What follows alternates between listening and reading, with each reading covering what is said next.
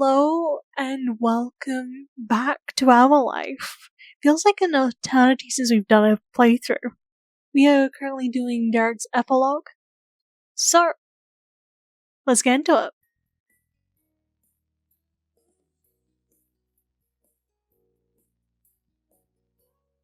Cracking eggs on the ground is an even bigger mess than the pie fight.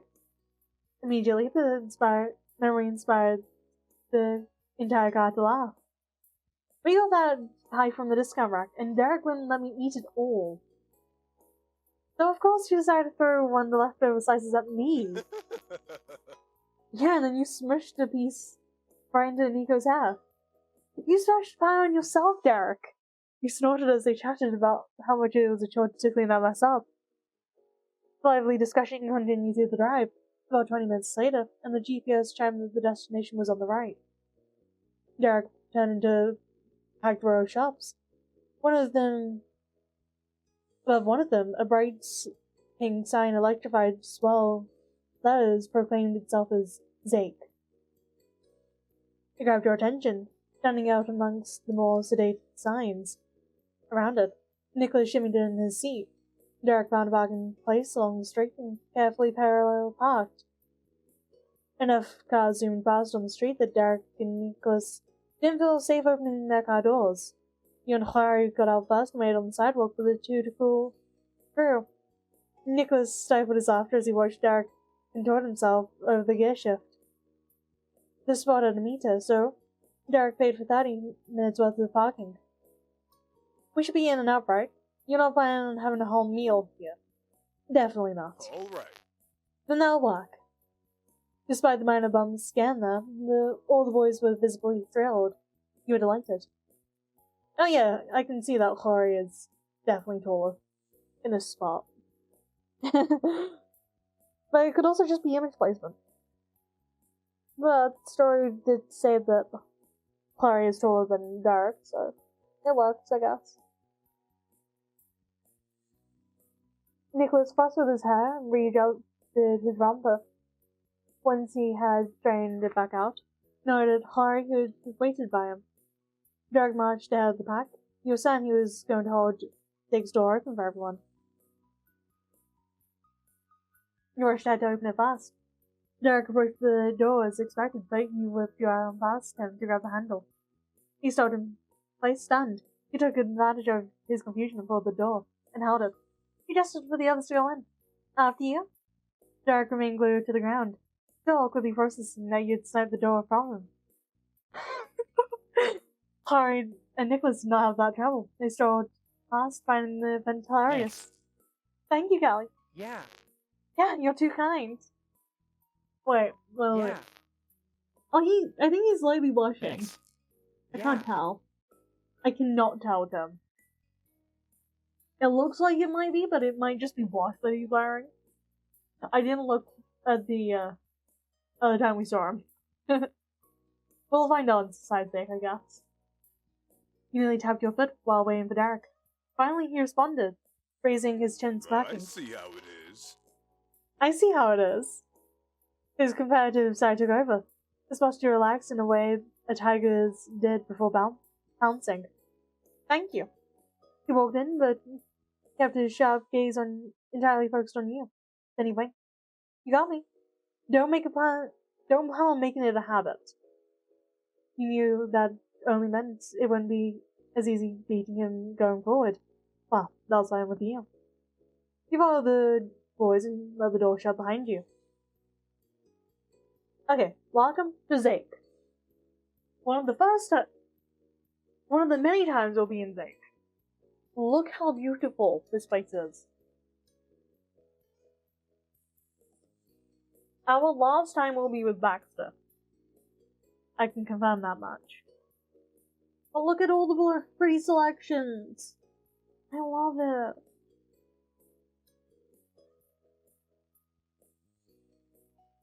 Oh, it's so pretty. The swinging of the door adjusted as it closed the jingle. The swinging of the door as it closed jingled a friendly bell. It set the tone of the place immediately.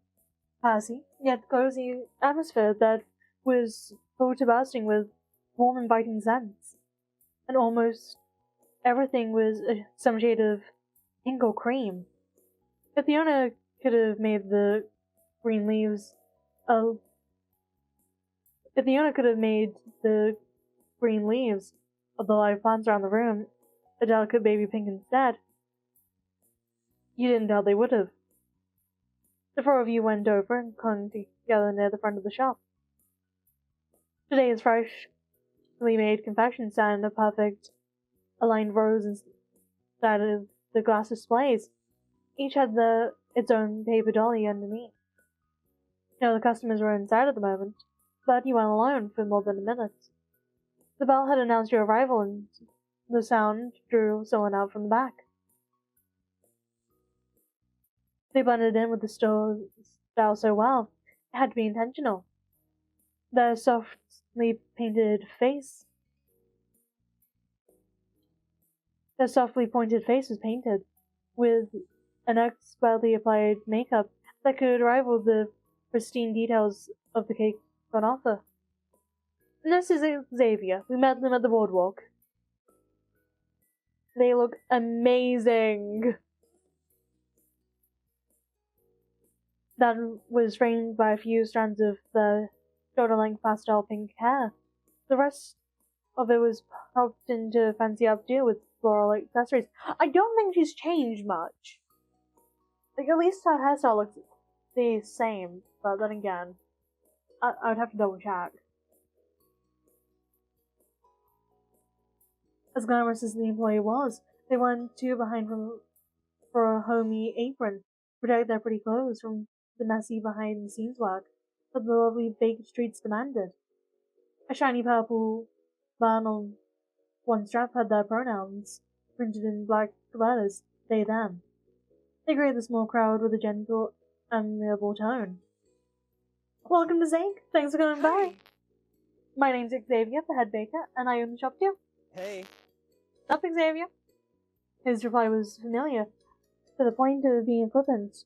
Nico wasn't even looking at them when he said it. He leaned lower, began using the daily selections up close.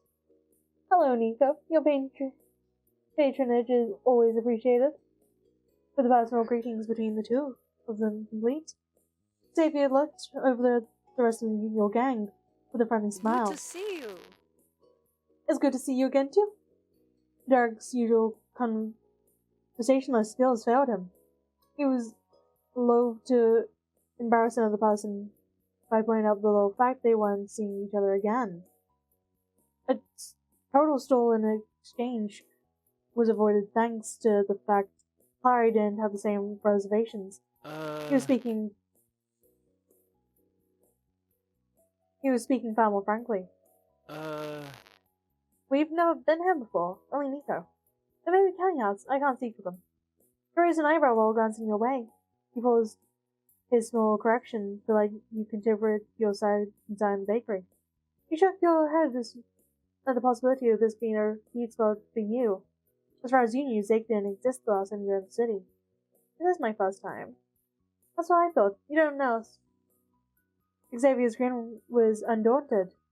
That might have been customer service skills, but Nicolas snickering mischievously in the background gave it away. But something else was likely the reason for that calm reaction to Harry's darkness. You sorry brothers might not have all been together in my bakery before, but we certainly have already met. More than one. 4 eyes went wide, and 2 mouths grimaced at the same time in the same way. Xavier spoke so surely and plainly. Derek and Harry flipped instantly from viewing them as a stranger to embarrassment over against someone they should have known. And Callie was it. I think we might have been acquainted too. It certainly hit you what they meant. In the far reaches of your mind, you were relieved sitting uncomfortably in a cheap plastic chair and staring straight into those purple-brown eyes for much longer than you reasonably would with a stranger. But there was an special exception for them, because they were hard black painting cheek whiskers and a painted nose on your face. 2 of the 3 brothers transparently expected Xavier up and down, trying to put together how they might have met the mysterious baker, who claimed to know them. Meanwhile, the youngest was down pretending that he was still scrutinizing the desserts. But unless they had jokes hidden in the frosting, Nicholas was highly amused, smirked, reflecting in the glass, revealed that he was fully engaged in the conversation happening above him. You and Nicholas were on the same page, as you were also observing the scene with amusement. It wasn't your story, though you patiently kept quiet about the reveal your genie was coming. Hari tilted his head from one side to the other and crossed his arms. Derek subconsciously scratched the side of his face at an awkward turn that this had taken. Well... Sorry, I'm blanking on who you are. How did we meet? Xavier's eyes fluttered close as they primly straightened their apron. Don't apologize.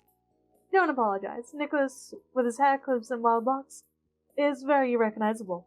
He hasn't changed at all. If only I saw one of you as an adult in isolation, I doubt I would have realized who you are either, as adults.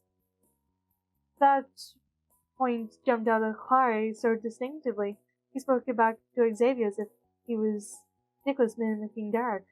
Exactly! Last time we saw each other, you were at least 2 feet shorter.